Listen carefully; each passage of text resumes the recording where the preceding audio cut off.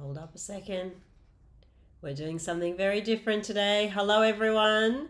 I am at home today, so you will get to hear a bit of noise, dogs licking in the background. You might hear doors opening and closing. So apologies in advance, all part of fun, maybe not, we'll see. But hopefully the internet will be good and we'll be able to get through this lecture, all right? And the reason I'm at home is you can probably hear I am, I have a cold. And here's my dog, one of them. There he is. He's just lying down behind me having a good old rest because nothing puts you to sleep like coding, apparently. There you go. He's just looked up. Okay, there we go. There we go. And the other one will probably venture in sometime during this lecture. So you'll probably just see like a door open, close, dog walk in. So apologies in advance. They're very clever little dogs. They can open and close doors apparently. All right, so let's get started. Today's going to be, I think, I say this every week and every lecture, but today's going to be a fun lecture. And we're in for some recaps and hopefully some good stuff. Also, congratulations, we're halfway through the term. I mean, amazing. So it seems to be flying by. Everyone is doing well. We've been checking in with you, hopefully, and hopefully you're all feeling, pumped up and also ready for that 1 week break next week so that you can, actually relax and catch up and get a bit of sleep and stuff. And also obviously work on your assignment 1, because who doesn't want to do arrays when they're having a flex week break? Assignment 0, the marks, we are marking, very busy. And we will hopefully release it early week 6. I see, Daniel, you clearly want to be beaten by the puns. I'm not as good at the puns. I try, but I end up laughing so hard that I can't come up with the next one because it's just dangerous. So, we're trying to organize a pun off, a competition. Oh God, I tried. It was bad. But we will try and organize maybe like a little social thing in week 6 to hopefully, do something fun as well. So yeah, so there we have it. And today in the chat we have Tammy and Tommy. We're back to the Tammy dream team. They'll both say hello in the chat. I think Tammy's already said hello. And yep, today we will finally be doing some strings, some characters, and also do not worry, we will be doing a pointers recap. I'm going to go back to basics pointers, then we'll do like a reason why you need pointers, like a good explanation, a good example program why you would need them, because I think that will maybe help you to be like, okay, maybe there is a point to them as opposed to no point to the pointers. They're not pointless. Oh God. No, I can't. No. Tom is the pun generator. He is absolutely the pun generator. I am the person that can't stop laughing whenever people start punning in the chat. And we've had a few pretty good ones at the end of last term. There was, I think 10 minutes of puns, and it was just, I was crying, laughing. I couldn't cope. It was all too much for me. And someone was saying they found out today that they don't need pointers for arrays. Why is that? So the reason you don't need it is because arrays decay to a pointer. You might not have heard that before, but basically they're not a pointer, but the name of the array gives you a pointer to the first address of the array. So that's why, but we will go a little bit more into it, don't worry. Someone's saying for the next assignment we should make a pun generator. My goodness, that would be loose, but that could be a really good exercise. We used to have like a little pun going in a week 1 or 2, I remember, but maybe we stopped. I don't know why. Maybe it just got too many puns, too much laughing, not enough focus, lots of work to be done. All right, so let's get into it. But maybe we'll do that as an assignment for next term. Who knows? Okay, last week we learnt about 1D arrays. We looked at 2D arrays, which make up a grid. They allow us to do some pretty cool stuff. We drew it up, we went through it, and I hope that that made you understand it a little bit more so that you feel more confident starting your assignment. So that would be the ideal, I guess. We also got introduced to pointers. I feel like everyone left that Friday night lecture just basically hating on me because like pointers. And I really feel that I took a hit for the pointers. That's okay. Hopefully we will come back today with some more pointers, but go through it again and recap them again, and hopefully they'll make a little bit more sense. But the best thing about pointers is they make a little bit more sense once you start using them and once you get 1,000 things wrong. So there we go. All right, I can see. Oh, Kevin, good one. Okay, today we're going to revisit pointers. We're going to solve a problem with pointers. So that will be great. I think he'll be great. Maybe you don't think so, but it's happening. So you just have to accept it. And it's going to be beautiful as well. Okay, we're going to learn 2 new functions available to us. We're going to learn something called Getchar, Putchar, and a whole bunch of other char functions.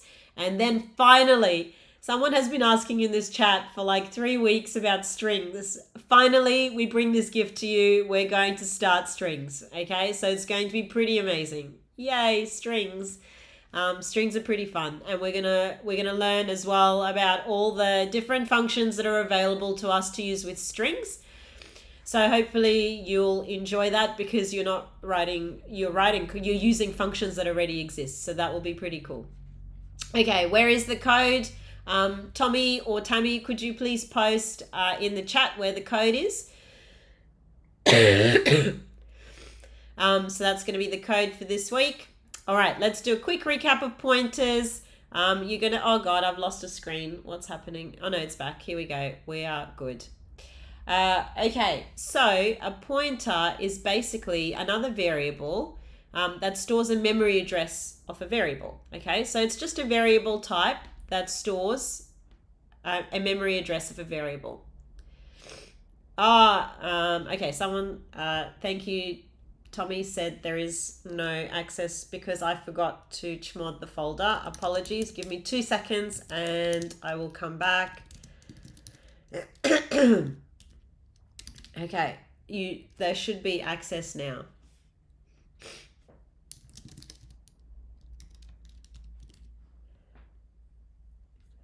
Okay, so let's do a quick pointers recap here. Okay, so pointer is just another variable type, but it stores a memory address of a variable. This is very powerful because what it means is that you can modify things and change things directly at the source. This also does have certain implications that you can really stuff things up quite a bit as well. So the best way to learn though is to stuff up. So I don't want you to be down on yourselves when you start using pointers and things go absolutely crazy and chaos. That is the best kind of chaos because it really teaches you a lot when something goes wrong with pointers. You can kind of see where the mistakes are, and then you almost learn more from making the mistakes because you have to go and look, why is this a mistake and what can I do to fix this mistake? So it's really good to do these debugging errors, and it's really good to do, it's really good to see why things go wrong as well. To declare a pointer, the syntax is that we basically have a type that it's pointing to. So we have to specify that the type that it's pointing to, then the asterisk, just applause please, I said it, no problems, first time. And then the name of the variable, so whatever the pointer is called. So for example, if you have a pointer that points to an int, it's going to be an int with a star, and then the name of the variable is pointer.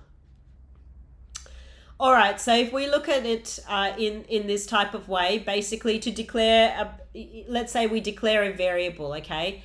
So let's say I have a variable called int, a variable called int, and that variable is number 2 over here. So once I declare it and we run it, then it's going to go inside a piece of memory, okay? And inside that piece of memory, it's basically going to say, okay, number's equal to 2.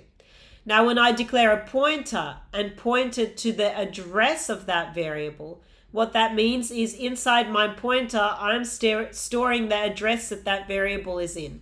So what that means is that my variable number is equal to, oh my God, that shouldn't say 13. It should say 2. Okay, so that's equal to 2.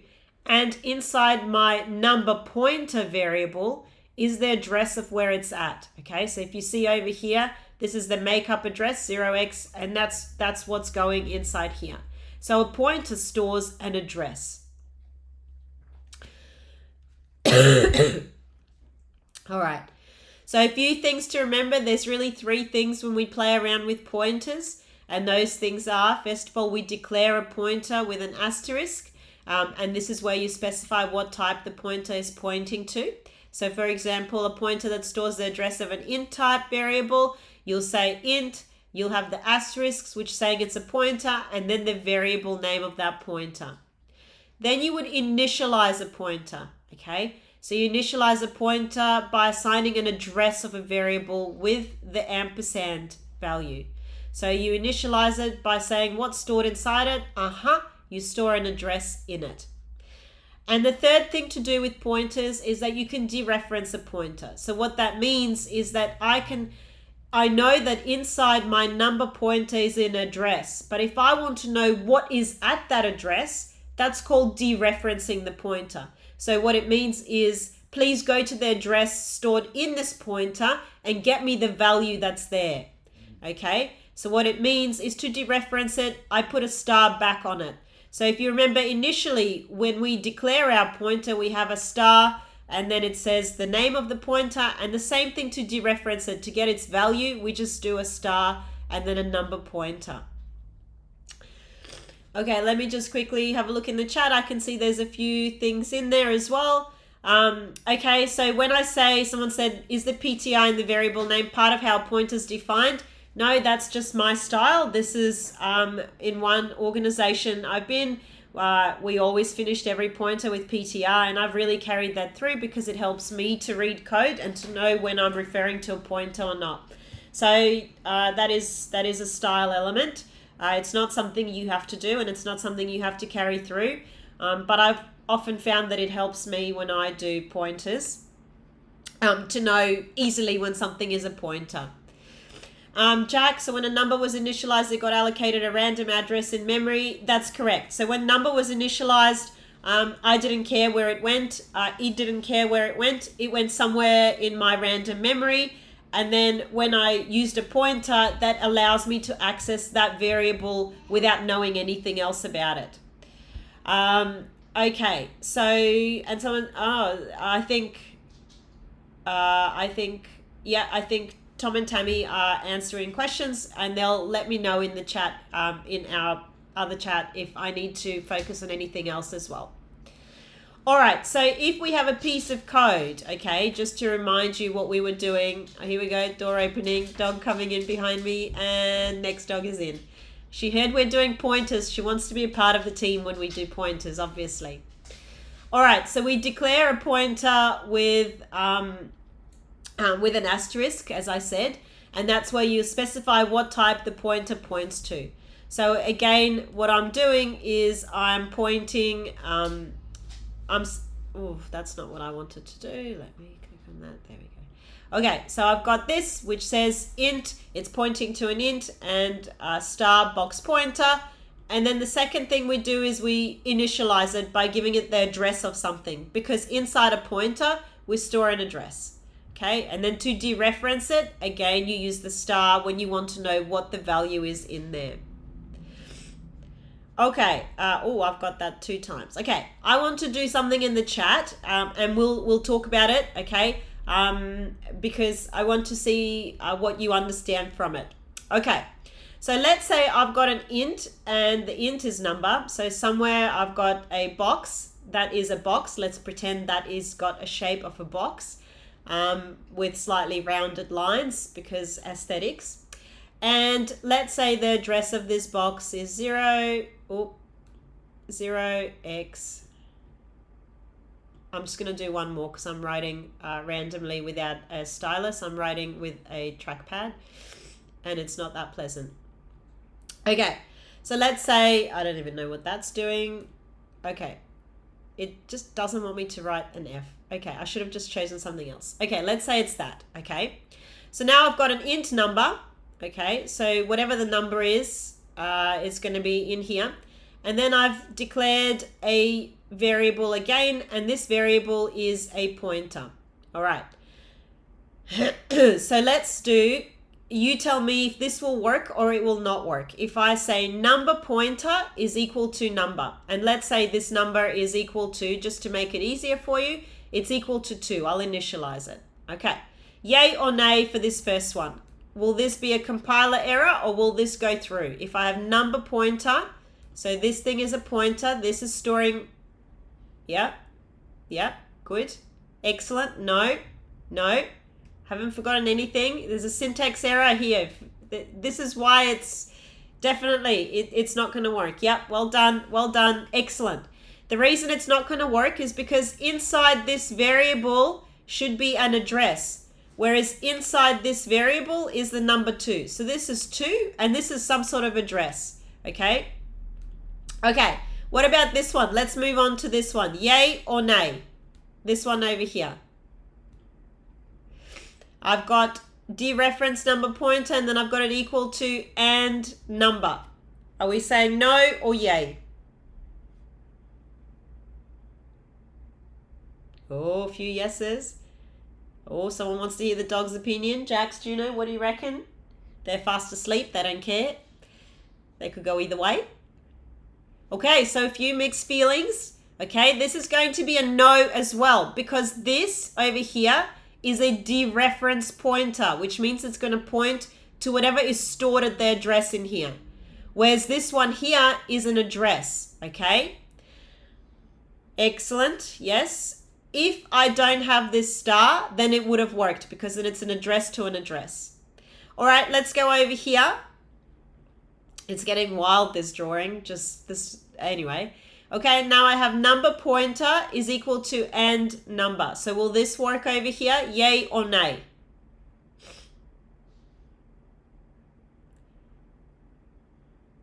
Yep, excellent, well done. And that's because inside my number pointer variable is an address, and this is an address as well because I have that ampersand. Well done everyone, excellent. And last of all, what about this one? Will this work or not? I've got star number pointer is equal to number. Yay or nay? Oh, we've even got French in there. Amazing. Yep, well done. Oh, excellent. We've got a few languages going now. Love it.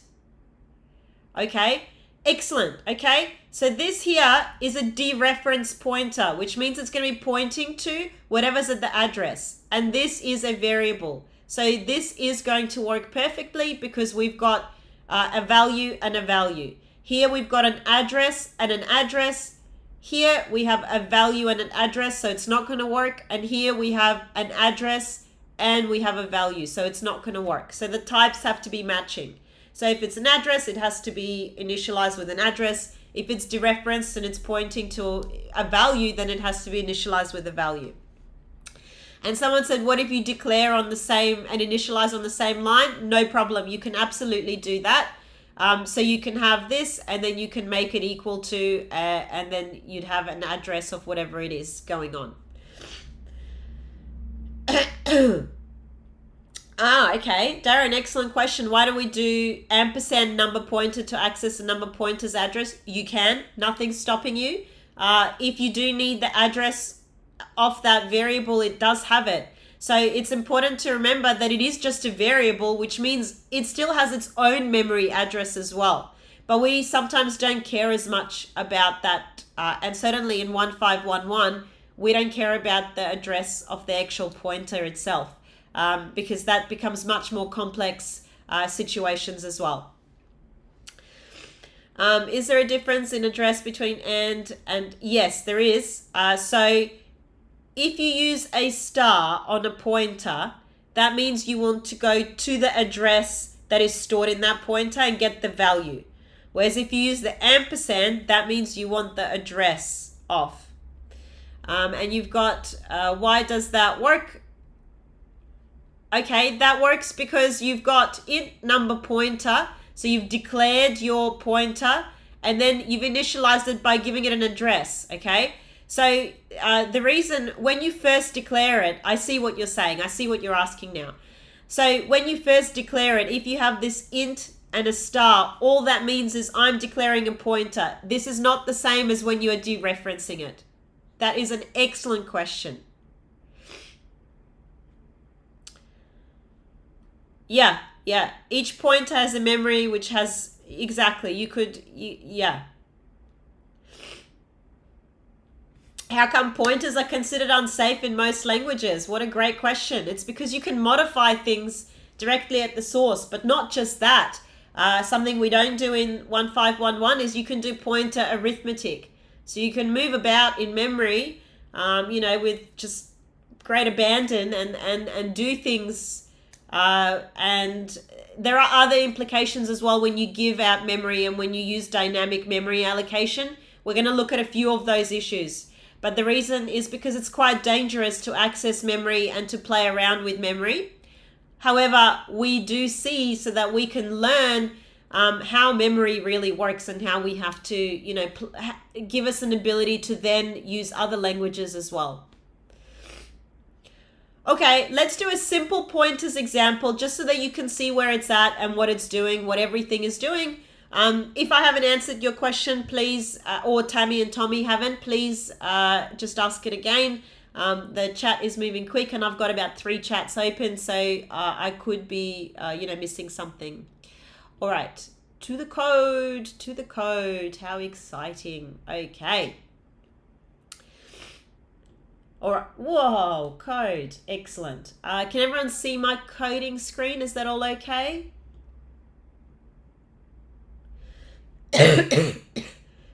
They're in the wrong order. I thought something would be wrong. Okay, excellent. We can see the screen. All right, let me fold it up so that we can have something. Do you prefer them next to each other or one on top of each other? Anyway. Okay, fantastic. So let's say we've got this program. We're just going to do some basic pointers and see what it gives out so that you get a real feel for it.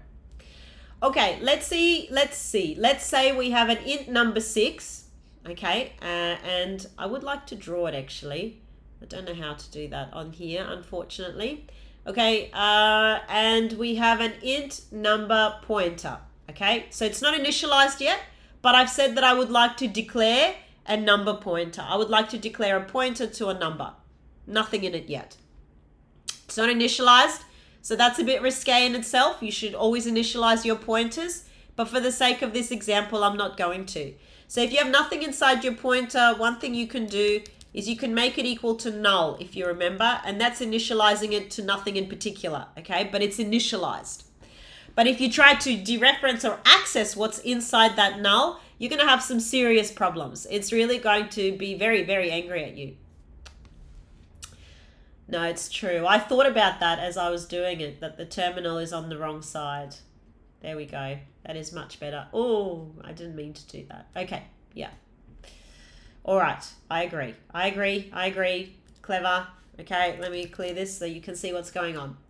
All right, so now I want to print out the two, and then I've got another variable in number 13, so the second number. And then the second pointer, I'm going to initialize it as well. Why not? Okay, and let's print out the two variables. So I'm going to do a printf, and inside my printf, I'm just going to say what the two numbers are. And if you note in here, I'm going to use the variable names to do it. Okay, so let's save and we'll print out the first bit. So let's do DCC, what's it called? Pointer basic.c.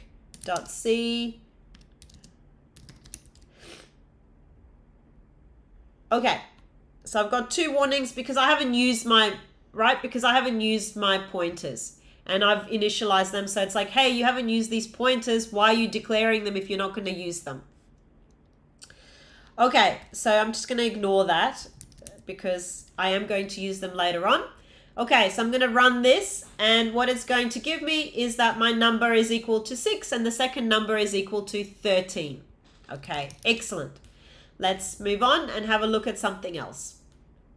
All right, now let's initialize these pointers, or if we've initialized them to null, then now let's change what they're set to and point them to store the address of variables. So what I'll do is I'll say my first pointer, so number pointer, is going to be pointing to the address of number, okay? Now remember, inside number pointer is an address. So right now I've got an address and an address. So it's perfect. Well, in my eyes, it's perfect. And then let's have a second one. So let's make sure I can spell as well. And I've got number 2 pointer, and I'm going to point it to the second variable, to the address of, okay? So great. Now I've initialized and I'm storing the addresses. So now I'm going to print out. Oh, my face is covering. Yep. Good thinking. Let me do that. There we go. Okay. So now let me print out the direct. Oh, look at this. I can't spell. Yeah. Now let's print out the dereference pointers to see what is stored in the pointer and dereference the pointer. Okay, so let's printf dereference number pointer %d at address %p. So remember last time we talked about %p being a pointer. So what it does is it prints out an address, okay? So what I want to do, I want to know what is inside at the address that is stored in my pointer. So I'm going to dereference it. I'm going to do it just for the first one, okay, to start with. So I'm going to dereference it by doing star number pointer. So what it's going to do is it's going to go to the address stored at this number pointer, and it's going to get the value out. So actually, you know what I'm going to do is I'm just going to quickly switch to my lecture slide on which I can draw it up for you, okay? So what it's going to do is, let's say I've got two variables. Okay, the first variable was number and it's equal to 6 and it's in here. Let's say the address of it is 0. I'm going to do something easier. Okay, I'll just do 004 randomly. And then I've got a second variable, okay, and the second variable is 13. And it is at address 008. Why not? Okay, fantastic. Then when I said I've got a pointer, so my number pointer, ooh, it's fun writing like this, not? I do miss the pen in that room. Okay, so that means my number pointer is going to store the address of at number. Okay, so it's going to store that address in there, so 004. Okay, and then my second pointer, okay, here is going to store the other address, as I've said. So it's going to store, so this pointer is going to store 008. So it's going to store, okay. So when I've said I want to dereference number pointer, so when I've given this star here and dereference it, what I'm saying is, okay, look at this address, then go to this address and tell me what is stored there. Okay, so that's a dereferencing. That's what's going on when we want to dereference something. But inside my number pointer, actually, I have an address. So if we go back to the code, okay, here we've dereferenced the pointer, so take me to the address, and then I want the address that it's at. And similarly, for the second one, I'm going to do the same. So I'm going to dereference the second pointer for the value. So go to the address that is inside this pointer. So go to this address and tell me what is at that address. Okay, excellent. So now let's try running that. Okay. Let's compile it and let's run it. Okay, so now I have number 6 and number 2 is 13. Okay, so when I said I want this dereference pointer here, number pointer, you can see that it's giving me a 6, which is correct because I'm wanting to know what is at the address, okay? And my address is this for that particular variable. So that's the address stored inside the pointer. I went to this address and I retrieved this number 6. And similarly for the second one, I went to this address and I retrieved the number 13 that is in there. Okay, so for those asking, %P stands for pointer. It prints out an address, okay? Okay, great. And finally, let's do something that will let us change the name.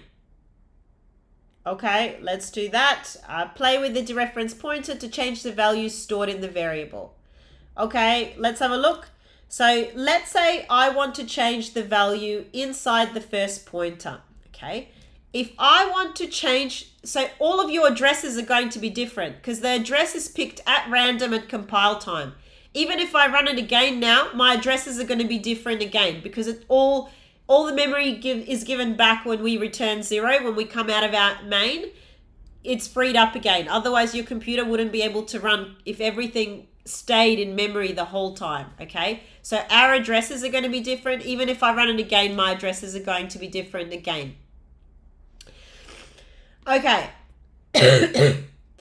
All right, so if I want to change the value at a particular address, okay, if I'm going to change the value, I'm not going to use number pointer. I'm going to have to use the dereference value to change the value if I'm changing a value, not the memory address.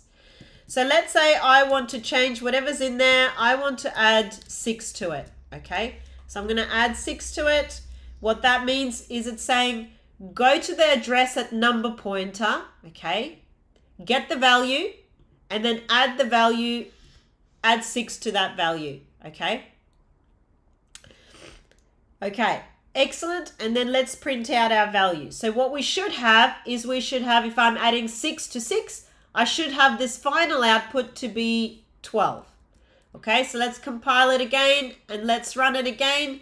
What do we get? We get something, did I not compile it?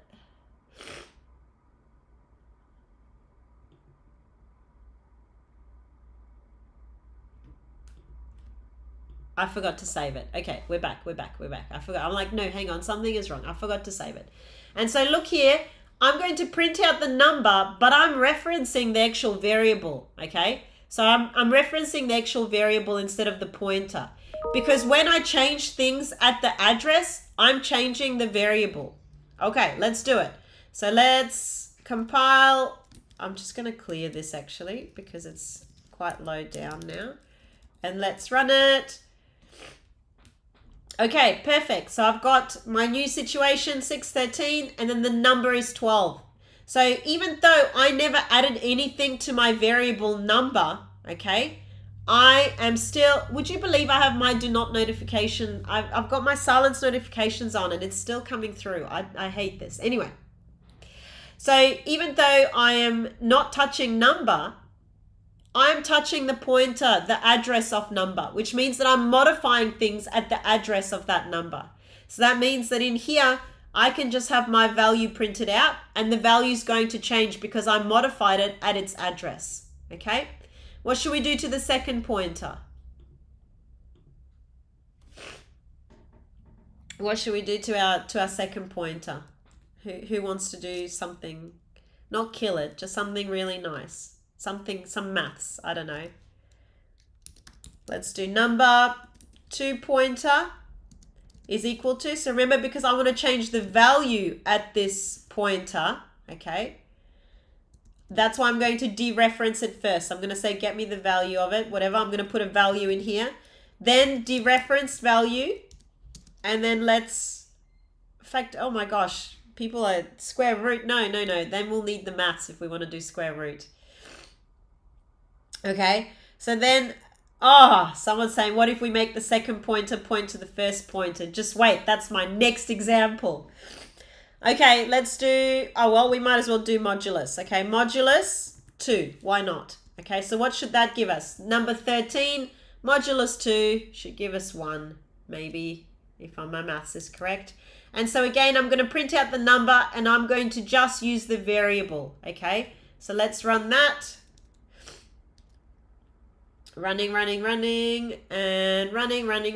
and beautiful. It's telling me that it's 1, okay? There we go. Amazing. So how can we, Tommy or Tammy, could you please pop a poll into the YouTube so we can see how is everyone feeling a little bit more confident with, is everyone feeling a little bit more confident? Oh, fast inverse root. Yeah, let's not, I was going to show that as an example, but then decided against it because of the profanities in the comments.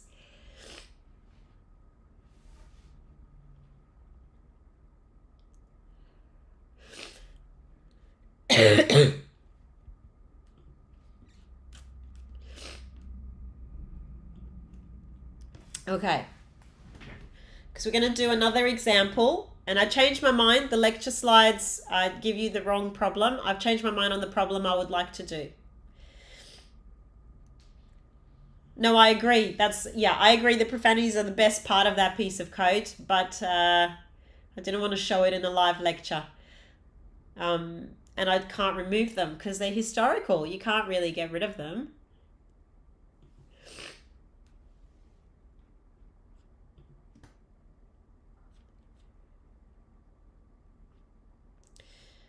Aha, no pun intended. Okay, but what's the point? Why go all the extra steps when we could have just changed the variable directly? All right, Mike, that is a very good question. Indeed, there is a few reasons for using pointers, okay? In this particular example, of course, there's zero purpose to it because I'm really just playing around, okay? I could have just done it just as well with variables, but there are places where I need to use pointers. One of those places is in functions, okay? When I need to modify my arguments, okay? So the things that I input into a function, it's much better to use pointers because otherwise I'm making copies of copies and I have to return something to then change something else, okay? Because when I pass some arguments into a function, I'm actually making a copy. I'm not modifying the original arguments. So in that case, it will be useful, and we're about to do an example like that. And the other place where pointers are super useful, we're going to look at on Friday, okay? And that's to implement more complex data structures such as linked lists, because you need pointers to link them up. And I actually think doing pointers with linked lists it really kind of gives you a very good idea of why you need them and what is like a perfect example of using them. So that will be on Friday. No, pointers exist. Do pointers only exist within a function? It's a very good question. So it's like your variable still has the same scope, but because you're modifying at the address, you might have modified something in one function that it actually exists in another function, if that makes sense.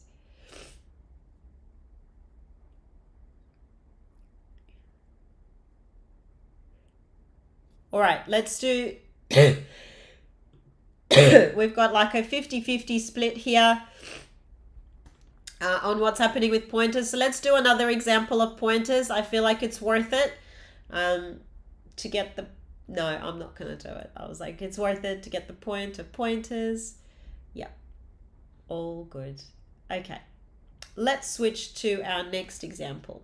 Okay, and I've changed it from the lecture slide. I'll update the lecture slide, don't worry. So that will be updated. The file is going to be called shuffling. And I've changed my mind this morning as an example, which is why the lecture slide is still wrong. Because I felt like this actually gives a much better example of why on earth I'm using it, and why on earth I'm using actual pointers here. Okay, let's say this program reads in 3 values and continually swaps them, so it just shuffles the numbers along. Okay. This is one of the sort of like, swapping numbers out is probably one of the most common uses of why and how we use pointers.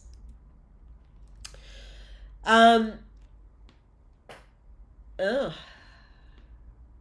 It's a bit wrong. Hang on a second. Let me clear that. Okay. All right, so let's try and give this one a whirl. Let's try and see what we can do here.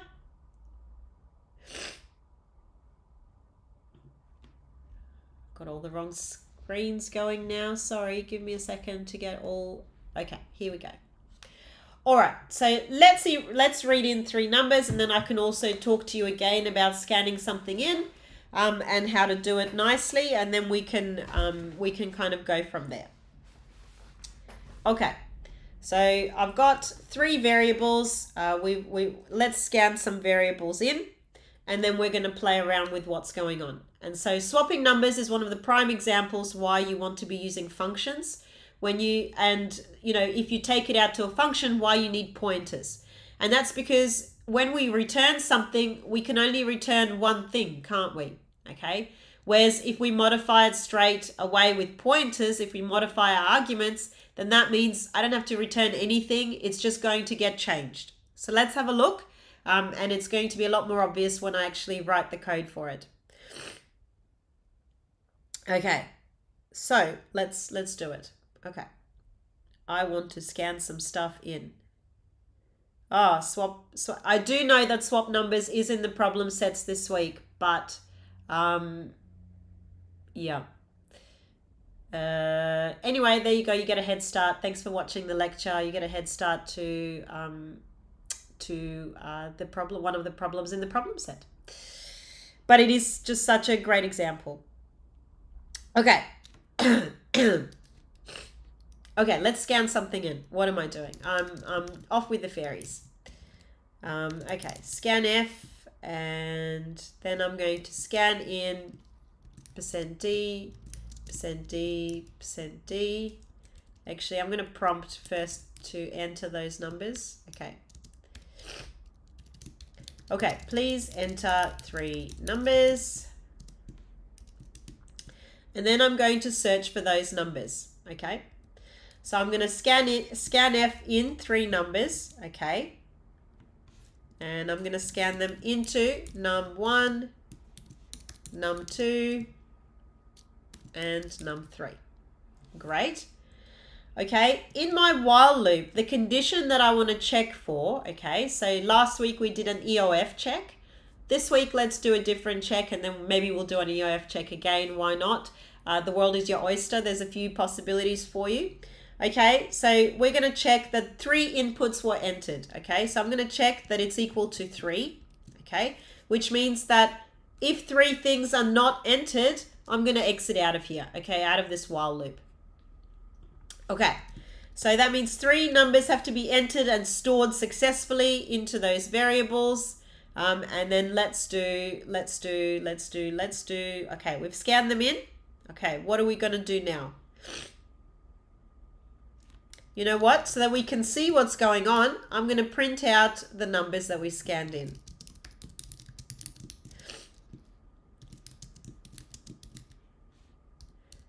So all these excessive printf statements are really there so that we can debug and see what's going on.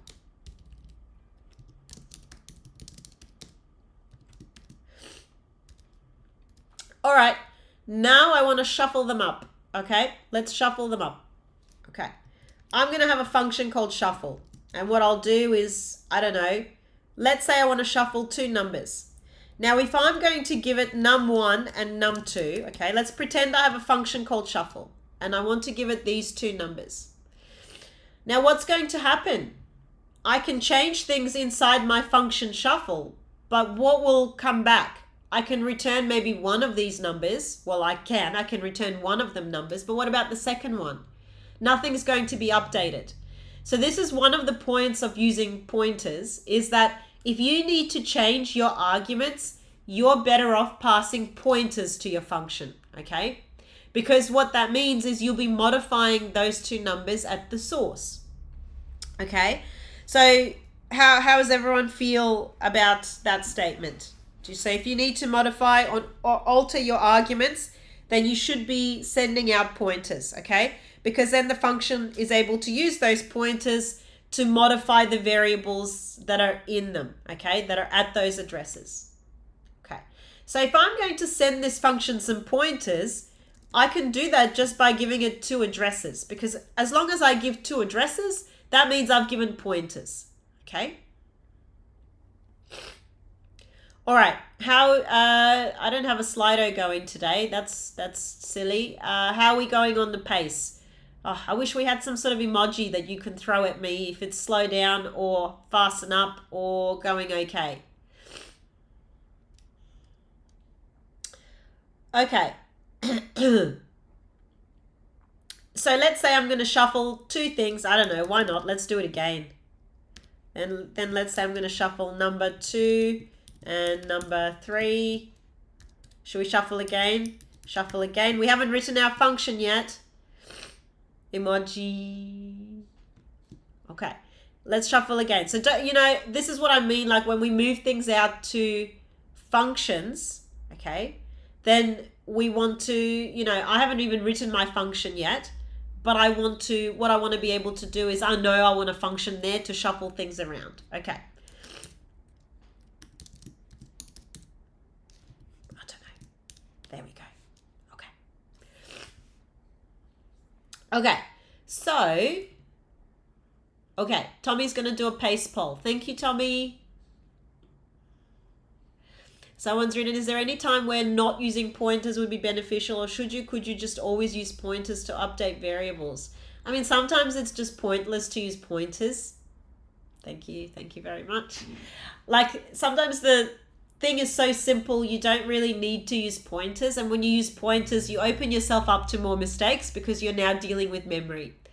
So you don't need to use pointers for everything. That's definitely not what I'm saying. There are certain times, and of course, I've used pointers here when I don't really need to use them, but there are certain times when you do need to use them. So sometimes they're very useful in a function.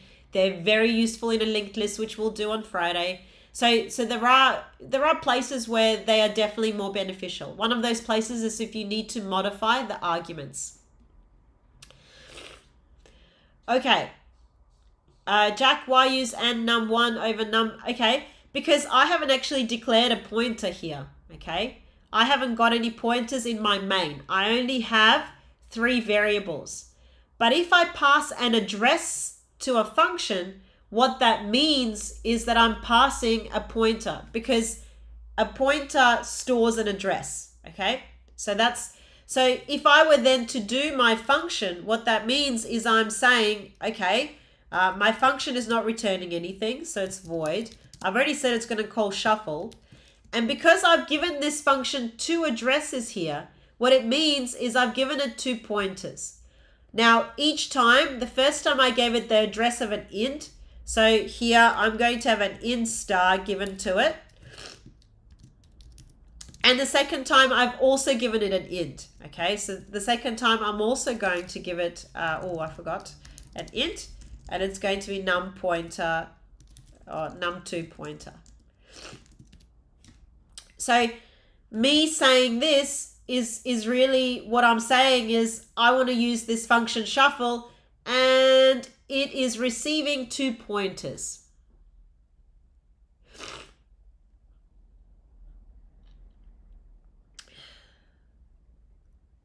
So why do I need the and? Yeah, okay, because I want to pass it a pointer. So if I were to shuffle, okay, so if I were to say, okay, if I was to use a function and say shuffle for me num1 and num2, what would happen that inside my function, okay, I would start shuffling them. So inside my function, if this was the case, okay, if I passed it this, then my function would be returning something. It would have to return something. Okay, let's say it's returning an int, and I'm giving it 2 ints.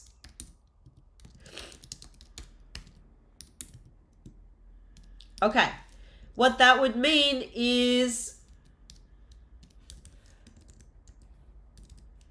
here when I would then try and do something to those numbers, when I try to move them around, okay, if I say num1 is equal to num2, great, what am I going to return?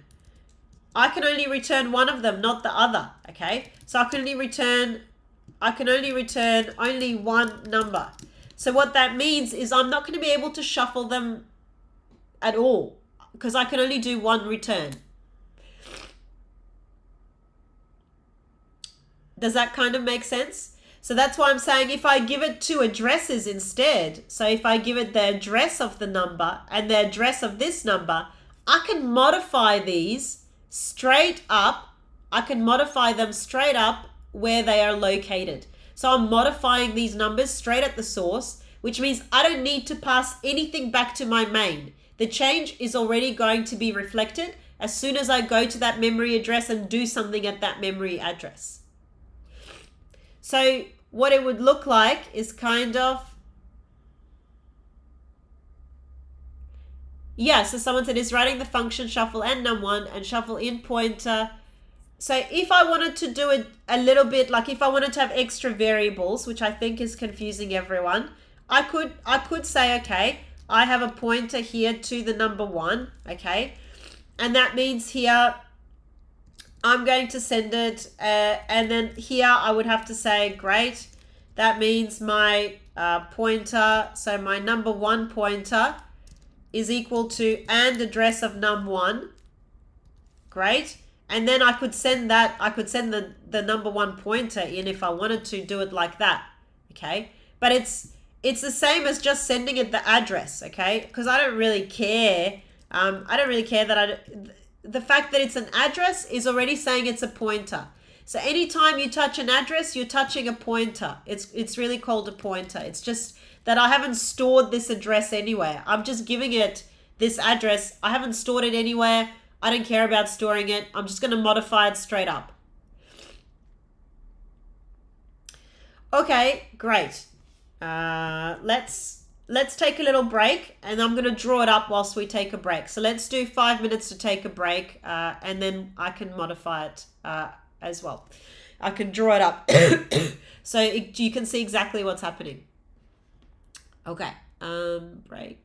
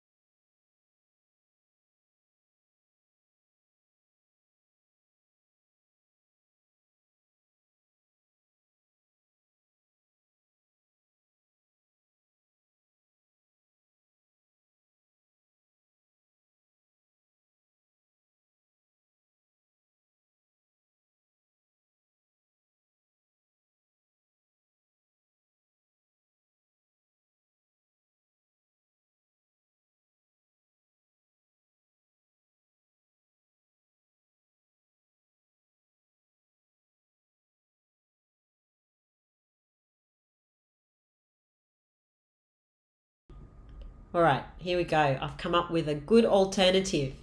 I'm going to draw it, okay? Because I think when you draw it, you really begin to understand what's going on. All right, I'm just about to drag a screen and drag a screen again. Okay. Here we go. And I'm going to, oh, bugger. I'll reduce this one a little bit so that you can see what's going on. Okay, the best way to do pointers is to diagram them. So let's do it. Okay. I should have asked if everyone can hear me when I came back. Can you all hear me? Is everything okay with the stream? Why is there a smile after pointers? Because I love pointers. And Tommy has also confessed his love of pointers. So there we go. Oh, I just knocked that on my teeth. That was not pleasant. Okay. Excellent. Let's do it. Love stream is still going. I like that that's caught on now and we're calling everything a love stream now. Okay. So let's have a look. All right. So let's say we've got these three. Oh, this is going to be annoying. I can see this now. I'm not going to click on the screens. We've got three things here, num1, num2, num3. So what's happened is I've created num1, num2, num3 when it compiled, okay?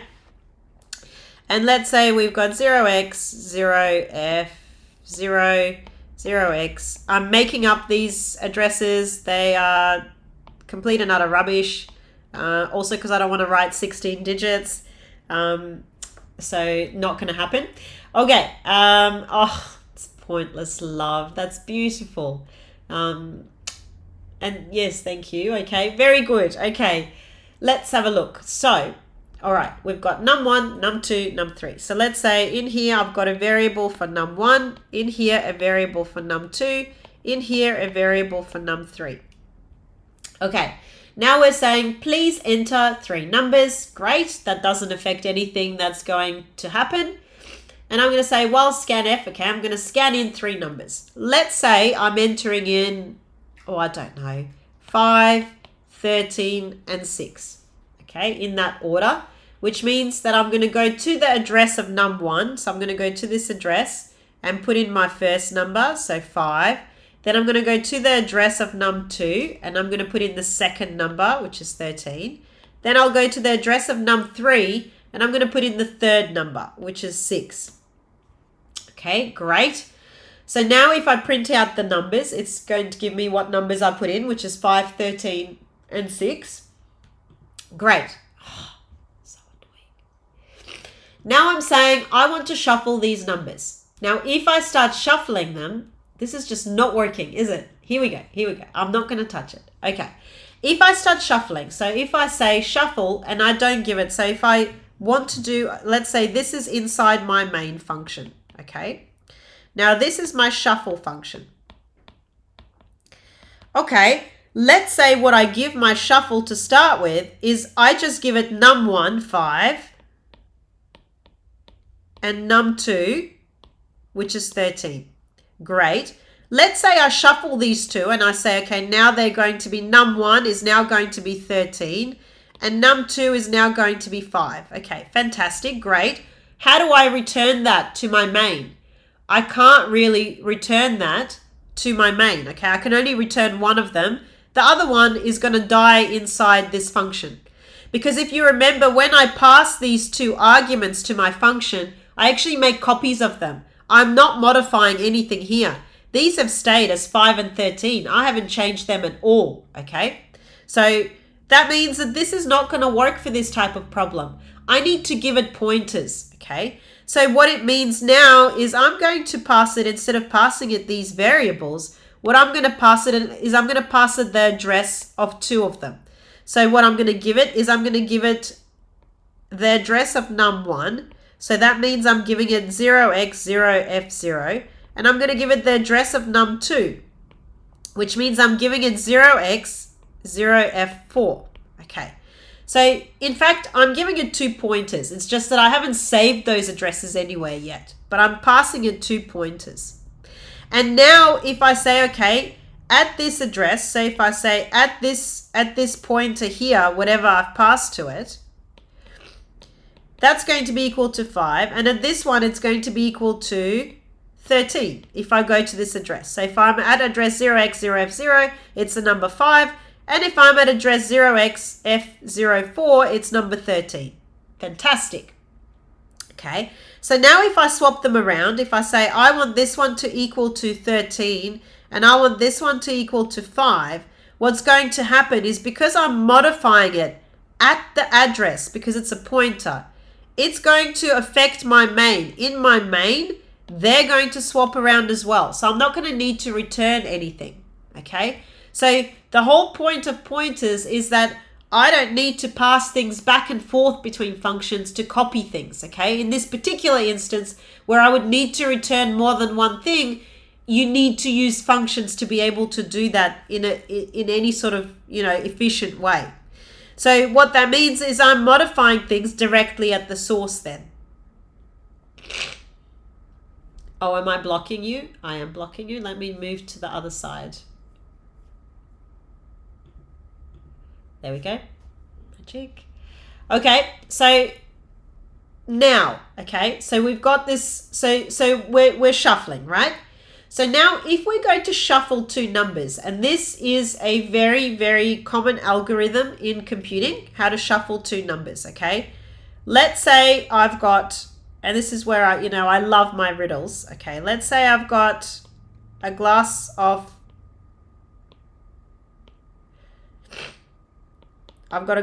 tea here.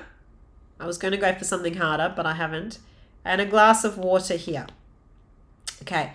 I want to swap the water into this glass and the tea into this glass. Okay. How can I do it without sort of pouring everything out and losing something? What do I need to do that with? How will I do that? This is psychedelic. Here we go.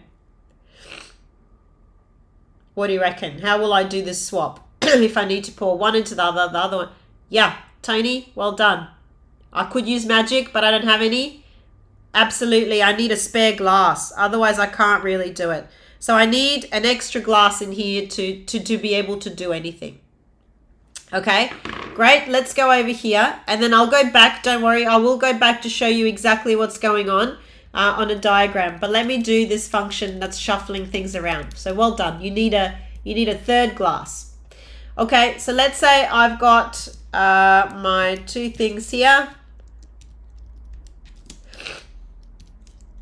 I'm now sitting on top of it. Let me move it up a little bit. Okay. Okay, so if I'm shuffling things around, then what's it going to look like? Okay, so that means that my addresses are, I've got and num1, okay? That means that that's gone into this pointer. And I've got and num2, and so that has gone into this pointer. Okay, now you've told me I'm going to need a third glass. Okay, let me do a third glass. So I'm going to call it, it's going to be just an int temp, okay? And that's my third glass, okay? So that's my empty glass, okay? So now what I'm going to do is I'm going to say, all right, into my temporary glass, which is a variable, it's an integer, it's a value. I'm going to put a value from inside one of those pointers.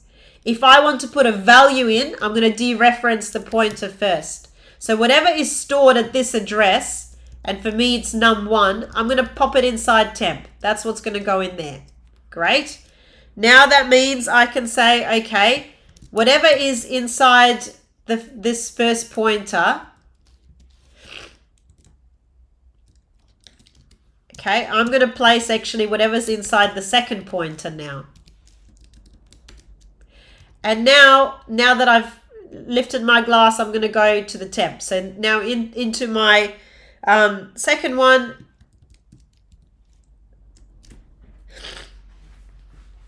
And then now I have my second glass. So that means into my second glass, so the value I'm going to change is going to be the temp value. Okay, great. So what this does is it actually swaps around your numbers. So if we were to run this piece of code and then we're going to draw it up, okay? And then we're going to move on. But let's run it first. Okay, let's run it. Oh, it compiled, always a good sign. And let's run it. And it's because I'm compiling the wrong thing. Okay, great. Let's do it again.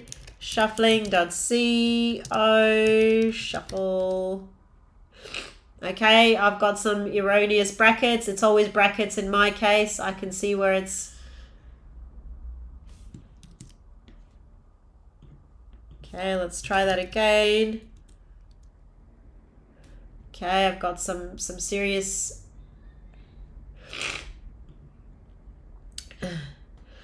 Okay, so what have I got now? Oh, what have I got now? Yes, I've forgotten to prototype this function. So my C is really complaining. What am I doing? What is this shuffle business?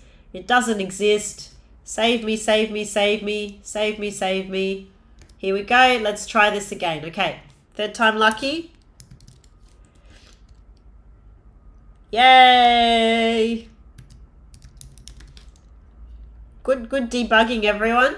Okay, 3 numbers. Let's do 5, 13, and 6. Numbers are 5, 13, and 6. And I forgot to actually print out anything, so you're not actually seeing any output. Okay, let's stop this. And let's try it again. Okay, I forgot to actually print anything out. So let's print out our new values. Okay, so if I've shuffled the first and the second, so what I'll do is I'll print out the 3 numbers again. Okay, and then I'll print it out again and again and again so we can see what's inside them. And then we're going to draw it up.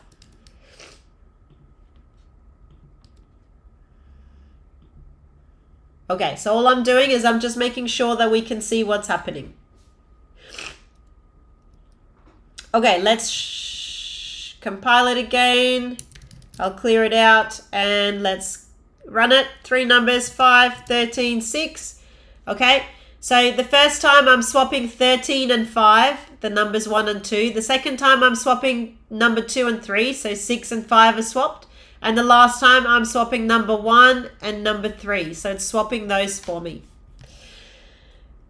Okay, so excellent. That seems to be working. Let's draw it up to see what it did, and then we've got to move on because I am of course running behind because I really want to explain this. And anyway, we'll catch up. We've still got our Friday. We'll catch up.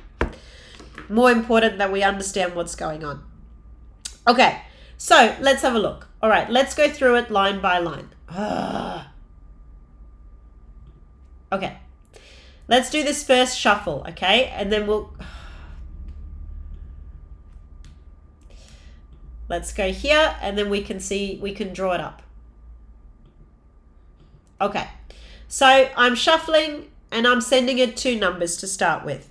Now when I'm shuffling, I've sent it the address of number 1 and the address of number 2. So what I've done is I've given it the address of number 1 and the address of number 2. And I'm just going to remove that and remove that. And let's say we've entered those numbers in that I said before. So the number 5, the number 13, and the number 6. So the first shuffle, when I call this function, I give it the address of num1, the address of num2, which means what I'm giving it is this thing here, the actual address. Okay. Now if we go through this line, I've now created something called temp inside shuffle. So now I have a variable called temp here. It's got some sort of address that I don't care about. Okay, it's got some sort of address. We don't care about it.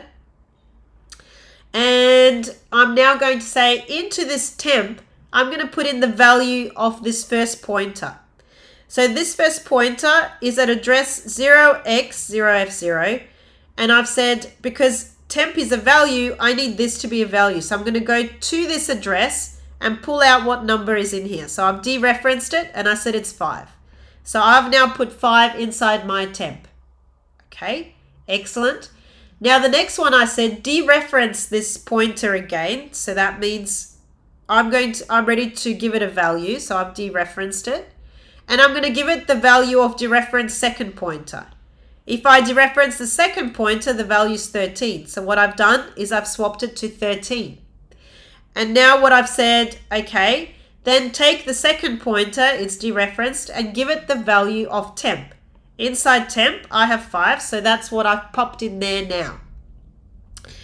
And as I was doing this, these numbers are also changing at these memory addresses as I do it, okay? So I don't need to return anything. So the next time I shuffle and I give it number 2 and number 3, then what happens is I give it number 2 and number 3. So I'm going to give it the address of number 2 and I'm going to give it the address of number 3. So that means I'm giving it a variable that's got 0x, 0f4 and this address which is 0x, 0f8. Great. So I've given it 2 things. That means that inside my shuffle, this has got the name num1 pointer, and this is num2 pointer, because that's what I said in my definition of the function. That's what they're called. Okay, I've said make me another variable called temp inside this function. What this means is it's not available in the main. It's only available in the shuffle function. Okay, I've said dereference this, so dereference this one here, which means go to this address. If I go to this address, I'm going to go to this address and get the number from it. So it's number 5. That's the number that's going to go inside my temp. Great.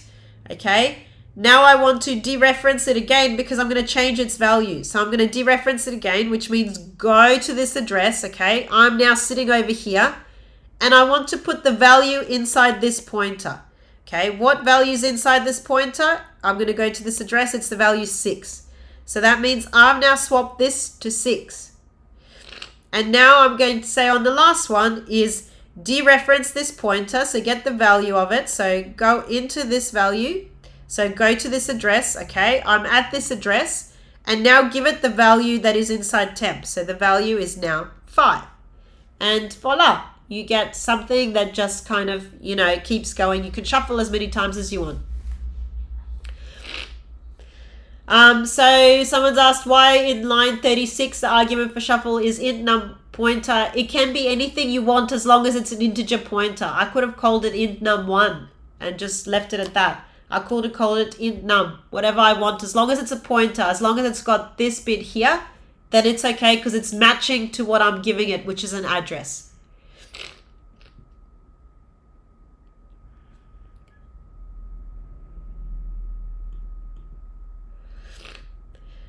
Okay, yeah, so Josh, you can do a pointer to a certain part. What would declaring a pointer for a 2D array look like? Int star array size. Yeah, something like that, exactly. If that 2-dimensional array had ints in it. Yeah. Why is there an and in the shuffle function? Why can't you just refer to the values directly rather than their address? Where is an and? There is nothing in my shuffle. I don't have ands. I only have stars to dereference to tell me to go to that address and get the value. So if you could clarify what you mean, that would be great. All right, Tommy, could you please run another poll for us? Oh, I see. Yeah, Tammy's clarified it for me. Okay. Why is this an address? Okay, and I'm passing that in. Yeah, okay. So when I pass in an address, what it means is I'm passing in a pointer because my pointer is an address. Okay, so all I'm doing, if I would have passed just this, that means I'm trying to pass it the value.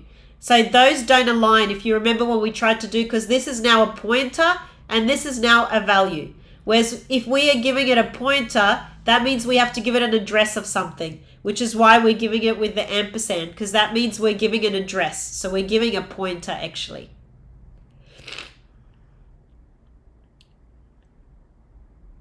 All right. So Tommy's going to run a poll in a second, and then we're going to move on up to chars because we've spent a little bit over time on pointers, but that's okay. Oh my gosh, I feel so bad for the person that's been waiting for strings, because then we might not get to strings today. You might have to wait another 3 days. Andy, yeah, you can absolutely shuffle all three numbers at the same time. That is absolutely not a problem. I just thought it's easier to explain with two numbers. That's why I did it with two. And can I explain again why the function doesn't need to explicitly return anything? Absolutely. Because you're changing things at the address directly. So what you're doing is you're changing things in your function, but you're going to the address inside the main to change things. You're actually changing it as you go. You're changing those arguments, okay? Which means that you don't really need to return anything because you've already made the changes directly at the address. And that's the power of pointers, okay? So that's the beauty of pointers, is that it allows us to change things directly at the source. So we don't need to pass things around. We don't need to make lots of copies of things. We just simply change things at their address. But it also, you know, with great power comes great responsibility. And that's a little bit of that, really. Yeah. Yeah, so you don't really need a pointer for modifying a 2D array. No, you don't really, because an array decays to a pointer. So that's right. All you need to give it is an array. Like all you need to give it is the name of the array, because that's going to have a pointer to the first element of the array plus the size of the array. Okay, because the size of the array is the size of the array makes sure that we know how big it is and where it's going and what it's doing. That is a Spider-Man quote, indeed. My kids are obsessed with superheroes. Can you always use and noun instead of a pointer? I mean, it depends what you're doing, right? You can go either way. If you want to pass a pointer, you don't have to actually create a pointer in your main and pass, because that's still, you know, cloning things around. You just use the address off, and that's really that's really doing that same thing. How is the loop stopped? The loop stopped is when you don't give it three things. Okay, so as long as I give it three things, the loop will keep going. Okay, so remember that scanf returns the number of things that are scanned in successfully. So if I give it less than three things, or if I give it something rough, then it's going to come out of that while loop.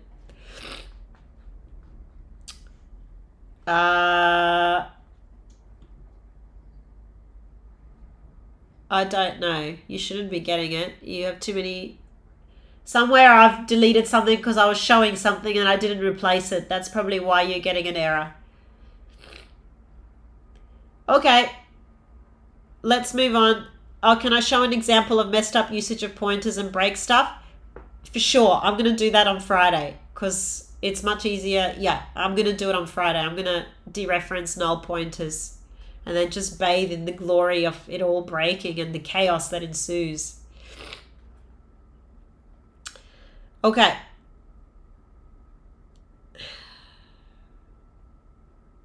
Okay, let's move on. All right, let's go back to the lecture slides. Okay, so far, and let's take a little brain break so that we can relax a little bit. Maybe we can relax a little bit. So far we've really used just one library. We've used our standard input-output library, which allowed us to borrow things like printf, scanf, and to not have to do it ourselves, which is always very exciting. You know, less work, always more fun. So there are many libraries. Well, there are many libraries that you can have, and there's quite a few C standard libraries that you can use as well. You've probably used a few of them already, okay? So you probably used the math library, and you probably used a few others. So I've got a reference here. This has a good little summary of all the C standard libraries that are available to you. But basically, whichever library you want to use, you just do #include, and then in the less than equal signs, you do the library name and the .h. The .h stands for a header file. We're going to learn a bit more about that after the Flex Week break. So that's going to happen as well. So just so many fun things coming up. You're probably like, we can't wait for Flex Week.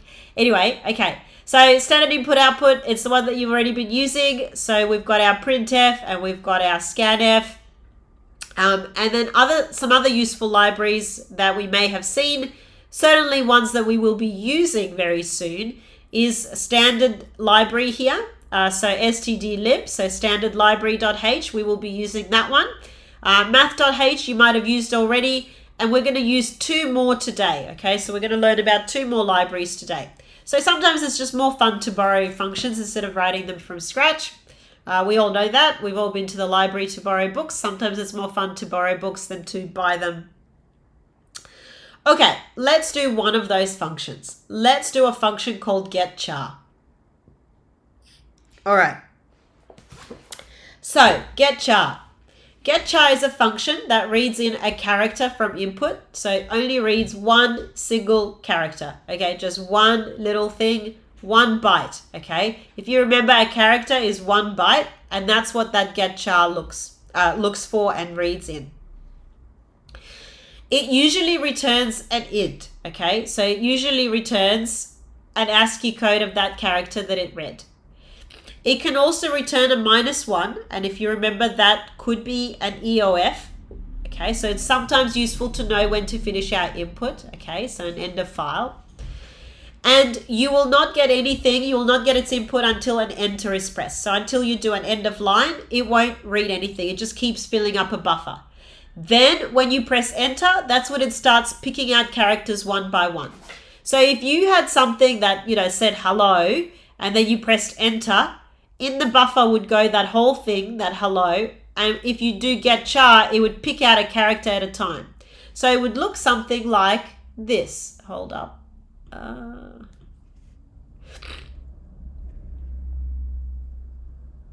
Not like that. Oh my gosh, I'm just making myself sick now. Okay, let me erase this. I'll show you what it does.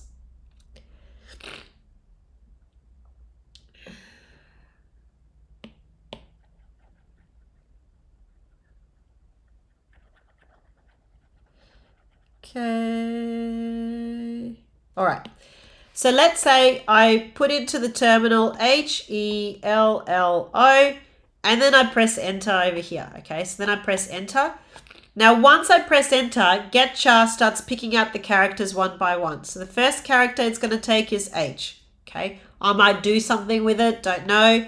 Then it'll take an E, then it will take an L, then it will take an L again, and then the O. Okay, and then it will stop. What's going to happen? Whatever I need to do with those characters. So it only reads them one thing at a time, and it fills up a buffer until an enter is pressed. Okay, great. Let's see it in, should we see it in action? Oh, and then a Putchar. Okay. A Putchar puts a character out one thing at a time. Okay. So what a Putchar does is it prints it out one character at a time. It's similar to doing printf, %C, and then character. Does anyone know what the F in printf stands for? Does anyone know what it stands for? Is everyone just Googling it now? No, not function. Yeah, formatted. Fun? Absolutely. It does stand for fun. It means formatted. Okay, so what that means is you're giving a type. Okay, it stands for formatted. So it means that when you use printf or scanf, you have to give it a type, which is exactly what you've been doing. You have to specify what on earth it's going to be. It's going to be a %C or a %D or a %LF. Okay, so in this case, Getchar just picks out one character at a time, and it doesn't need this specific characterization. It doesn't need this format specifier. It's just going to take a character at a time and then register its ASCII value. So it returns its ASCII value. Okay, so why would you use Getchar over scanf? Okay, I'm going to be honest with you, and I'm going to tell you that you will never in real life use as much scanf as you use in this course. Scanf is pretty eccentric. It's got some weird stuff happening to it, and we're only really using it in this course to teach you to do things sort of one bit at a time. But usually when you head out, you're not going to use scanf to this extent that we use it here. So scanf, again, it's a formatted scan. So that means that it's a formatted way of reading input from the terminal, but Getchar just picks out a character at a time. And again, scanf does it based on the type, whereas Getchar just takes a character. So, scanf needs a format and it needs a variable address. So it needs the ampersand, and wherever it's going, Getchar does not take any input. It doesn't need any input. It just picks out a character at a time and returns its ASCII value. Okay. So scanf can do many things. Scanf can make many mistakes, as we've probably seen. Scanf can be quite ugly. But if you need to do something one character at a time, it is better to use Getchar. And the same thing with Putchar. It just puts out a character at a time. No need for formatting. In all honesty, I barely ever use Putchar. I just prefer to do a printf. Okay. So let's have a look at using a Getchar. Let's have a look at using a Getchar just so that you can get a feel for it. Okay, we're on this screen now. And bam. Here we go. Getchar. Okay. So we haven't quite started doing things yet, but the library that has lots of your character functions is called ctype.h. Okay, that's the library that we hash include when we want to really play around with characters and do lots of different things with characters. We include this ctype.h. Okay, so let's say I have a program here. I've got an int main void, and I'm going to have I'm going to declare a variable. Well, I can declare a variable int called character, it doesn't matter, or a char called character. And then I'm going to printf, enter your name as an example of Getchar and press enter. Okay. Then we're going to use the Getchar function to read one character at a time. Okay. So remember that this function will take a char at a time. Only when a new line is pressed, that's when it starts doing. That's when it starts doing it. So if I want to read these characters, okay, then what will I do here? What do we reckon? What will happen? Oh God, spelling. Okay. What happens if I do this? This is a bit horrible, isn't it? That means I'm not really storing it anywhere. So if I just call the function like this, I haven't stored what it's taken anywhere. So remember that Getchar returns something to us, and it returns the ASCII value. So I want to pop it inside somewhere. So I'm going to do character is equal to Getchar. That means I've gotten my first character. Mark, you are spot on. You are definitely going to need a while loop. Because it reads only one character at a time, I need to have a way to scroll through everything that's happened until that enter is pressed. Okay. Okay, so I've taken in my first character because I need to have a first character to do anything yet. Okay, and now I'm going to need to create a loop to work with. Okay, so keep taking in stuff until an EOF is read. When you press Ctrl D to signal EOF enter file, the while loop will be exited. So I'm doing that again. We're going to do an EOF again. Why not? I'm not going to put it in an array. I'm just going to play around with just Getchars. I'm not going to do anything complex because I just want you to see what these functions do. And then we'll do further playing around with them as we go.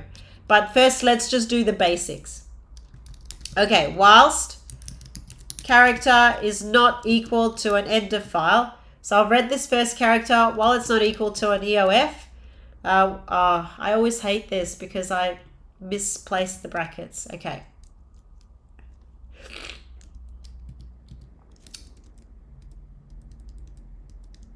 Oh, I've already done. Okay. Oh, I was so clever. I already kept the bracket there. Oh, amazing. Okay, great. Okay, so I've got my character. What do I want to do now? While it's not equal to ender file, should we print it out to see what it is? Okay, let's print out the character.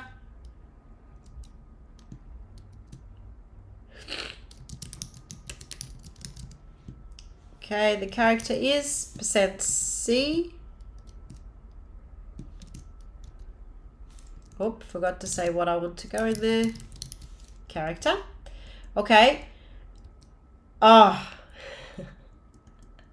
I wanted to show you Putchar. Apologies. You see, I very much lean towards a printf. I just do printf all the time. I forget that. I always forget. I get overexcited. I'm sorry. Okay. I'm just gonna comment this out for a second because we're gonna use a Putchar to do it. So I'm gonna say a Putchar. And I'm going to Putchar. What do you think the Putchar needs?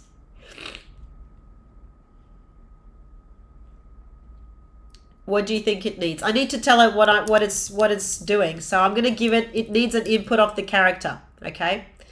So we've got a Putchar, and we're going to put out a character, and then I'm going to say what that...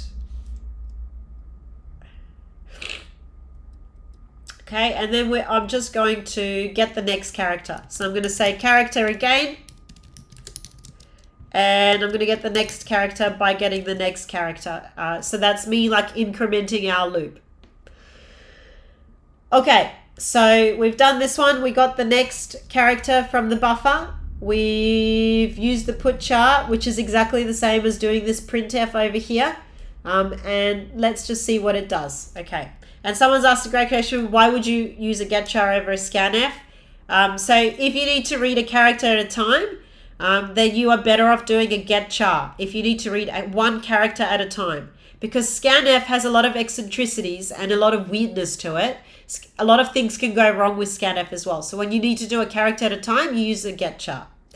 Okay, what was I doing? Compiling it. So DCC getchar.co Getchar. Great, of course. Couldn't have been perfect. Semicolon. Okay, let's do it. Okay, so it compiles, so I'll run it now. Oh, I called it. Apologies. Just classic issues. Okay, enter your name as an example. So I'm going to enter my name. Okay, and okay, see how it out. Okay, you know what I'm going to do over here? I'm going to print F a new line so you can see what it's outputting. Okay, just so that you can see it. Okay, so I'm going to finish this loop by pressing Control D. I'm going to clear this out. I'm going to save it, compile it, and I'm going to run it. Okay, I'm going to put in my name, and you can see that it outputs one character at a time. S-A-S-H-A. And then it did something here. What did it do here?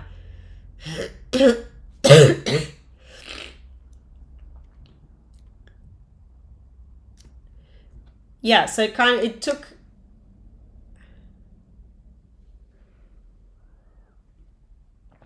Dylan, not necessarily.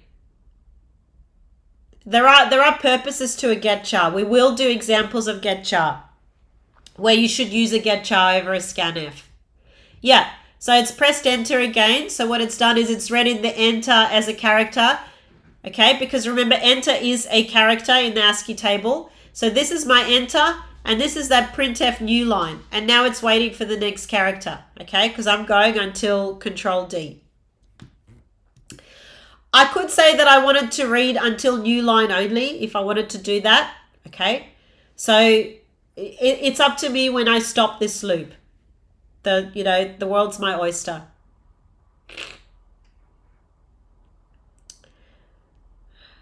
Does Getchar use scanf internally?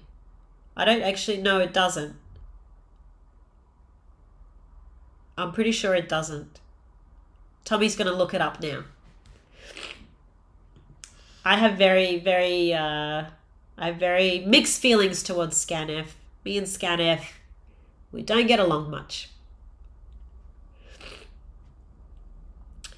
All right, great. Let's have a look at some other functions that we have for our characters. Okay. What is in the variable character? It is whatever we've... Okay, so what happened is I've got this char character. I've printed out enter your name as an example, okay? So this name went into the buffer. When I pressed enter, I was ready to use Getchar, okay? So then inside my character is whatever Getchar has read. So the first thing the Getchar has read is S, okay? So then it prints out the S because I've used this Putchar character. Then the next thing it reads is an A, and so it next character. Then the next thing it reads is an S, next character. Then the next thing it reads is an H, next character. The next thing it reads is an A, and the next thing it reads is the new line that I pressed. So that it popped a new line in as well. Okay? Yeah. Yeah, so the Putchar actually did exactly, it put down a new line. So whatever's in the ASCII table, I can use the characters to represent it. Yeah? Yeah. So it returns an ASCII code. That's right. So whatever's in the ASCII table, I can read it in with Getchar. Okay, let's have a look. Oh my gosh, we might just have time to touch on a string. Let me show you a few other things that we can do, okay? This is a very good question. Do I initialize character with an int or a char? I can do an int. It's not a problem, okay? I can do an int. But I always find it gets really confusing if I want to use it as a char, okay? So then I've done it as a char, but I can do it as an int. Great question. Okay, let's see some functions that are also available to you. Okay, and I think we did a few of these. We did like going from. So Mike is saying he's kind of confused so far. Seems like a worse version of printf and scanf. Okay, so you're right. Right now it's I really do feel Putchar is just inferior. I hate it. You don't use it as often. But Getchar is actually really useful. It can be really useful when we need to read something one character at a time, okay? Instead of doing scanf, %c, popping it into a variable, I could just literally, and needing an address for that variable, I can read a character at a time and not have a separate variable for each of those characters, okay? So there is a purpose to it. I promise we're going to get to it. I promise, okay? Just trust me, trust me. Jack, so character will have one character at a time. So it's 1 byte, so one character at a time. So it overwrites it. So first it has an S, and then the next time on the next loop it's going to have an A, and on the next loop it's going to have an S. So I write over it each time, okay? Okay, let's look at a few different things. So remember how I was a little bit sadistic.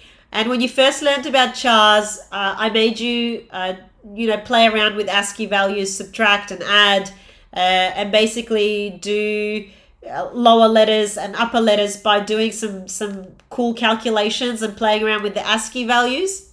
So that was pretty neat. And now comes the time when I tell you, you don't really need to do that because there's functions that can do it for you as well. But it's always really, I think, cool when you can actually code those functions, okay? Because it really gets you to understand what is happening and what's going on and how those functions actually work. Okay, so I'm going to tell you what's going on. Jack, excellent question. So when I do this is the first character. This is when I get my S, okay? And that's because over here, I'm going to compare that character to something. So I need to initialize my character. If I would have initialized this here, then I could have taken my first character inside the while loop, okay? And that's why I take, inside the while loop, I continually take the characters as well. Okay, so now let's say we're going to test if a character is a lowercase letter. So we'll take it in, we'll test if it's a lowercase letter, and then we'll convert it to an uppercase letter. Oh, how convenient. Here's a file I prepared earlier. Okay, this one already has everything that we've just done, but now it's got one to do for us, which is saying check if the character is an uppercase letter by using the function isUpper found inside this C-type library, okay? And then to convert it, okay, so I'll go in here, to convert, use the function ToLower. Okay, also found in C-type library.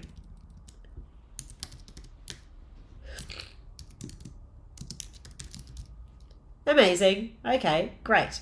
Let's do that. Okay, so let's say we've got a character. Okay, we've read in a character. I've said, okay, you entered a character. I've put down a character that I've entered. I've pressed a new line. Now I want to check if that character is an uppercase letter or a lowercase letter.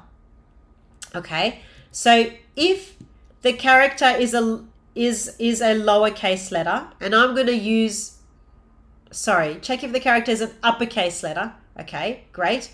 So if isUpper, and that's a function that's available to me. So I give it the character that I want to test. Okay, so if is upper character, it will return true or false. Okay, 1 or 0 if it's an uppercase or if it's a lowercase. So all I can do is just this. So if this character is an uppercase letter, which means that this statement would be true, then I wanted to do whatever's inside here. And what I wanted to do, I want to convert it to a lowercase by using that ToLower function. So then I will say that my character is then equal to ToLower, okay?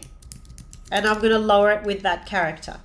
So now I've used the function ToLower in here, and I've used the function isUpper in here, okay? And if we do our new character, just so that we can play around with it.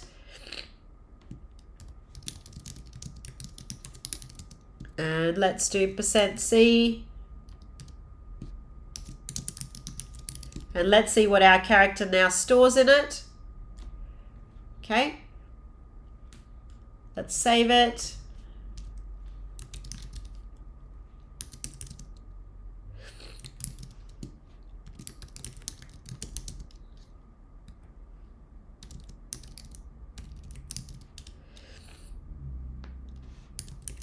Okay, let's run it, and I'll enter my name, but I'll do a capital A there as well. So you entered the character S, so it was an uppercase letter, so I converted it to a little s, and then I had a little a, so I did nothing, a little s, I did nothing, a little h, I did nothing, but I had a big A, so then I converted it to a little a, and look at this, one more character, that was my new line, okay? So that was my new line here. So I entered a character new line and obviously did nothing for my new line. Okay. Okay. How are we feeling about some of these characters? I don't think I want to start strings with 5 minutes to go.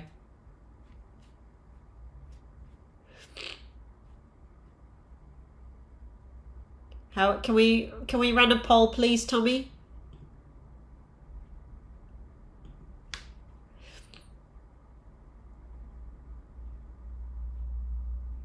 Haha. Oh, what an excellent question. How do we prevent it from printing a new line when we press enter? That is excellent. There is a few I feel terrible. I'm sorry. I promised. I was like, strings, we're finally doing strings. And then I'm like, no, sorry, we're out. We spent too much time on pointers. It was too pointy today. Okay, excellent question. How do we get rid of that new line? Okay, there's a few ways to do it. I can check whether that character is a new line. So I could just say, okay, if that character is a new line, okay, then I want to swallow it up, okay? And if I swallow it up, I can just, I'll just take it, right? Or else I'll do whatever it is I need to do.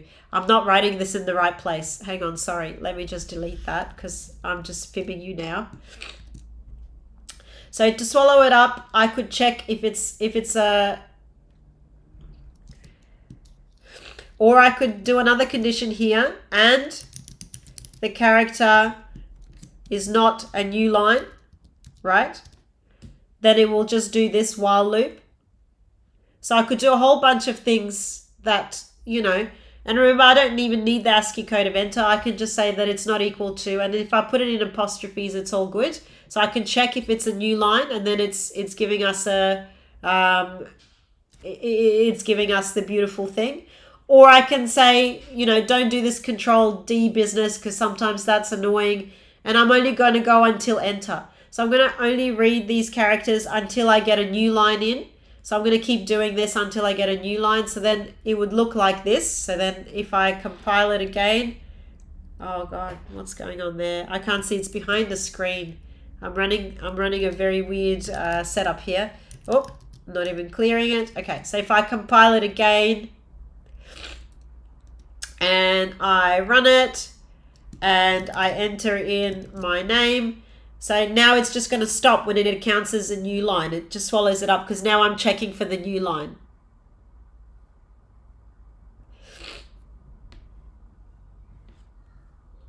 I just meant my home setup. I've got like my computer in the middle. The screen is too big for the other two screens, so I'm blocking some of my screens.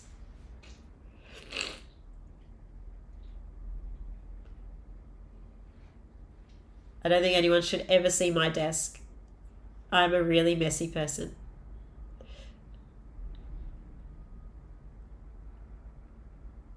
Okay, people are feeling okay. Okay. And don't worry, you know, I always recap everything. We always go through it in more detail. I like to introduce concepts, and the next lecture we clarify them and we do some solid, you know, practicing and maybe clarifying things. And we've got, you know, we've got a bit of time. So it's going to be all right. Strings will not take us long. And then we're going to do some serious... Oh, I'm so excited to introduce you to linked lists. I really love linked lists.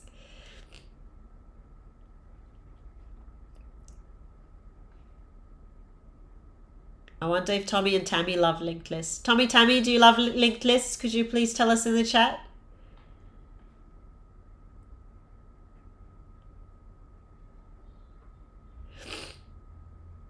Tommy, Tammy are out. They're over it. No, there's a delay. They're experiencing the delay as well. Yes. Yes. Actually, your second assignment is courtesy of Tommy, so he does love linked lists.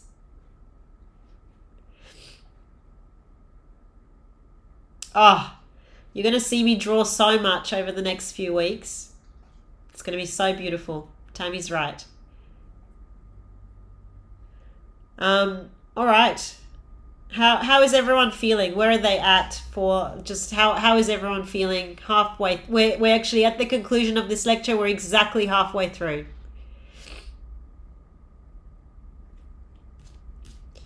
How is everyone feeling? Let me know. Get in touch with us if you're not feeling good. I can show you my dogs. They're really resting. Just one is looking at me like, what you doing? There you go. Doggies are there. I mean, I can't show you my setup. I have to clean all the dirty tissues off the desk. It's too embarrassing, and then I'll take a photo. Yeah. So look, a lot of it is just practice.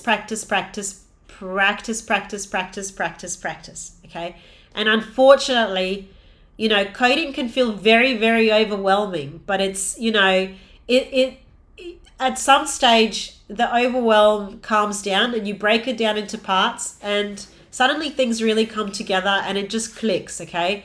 And just wait for that moment, but you need to practice a lot to get to that moment.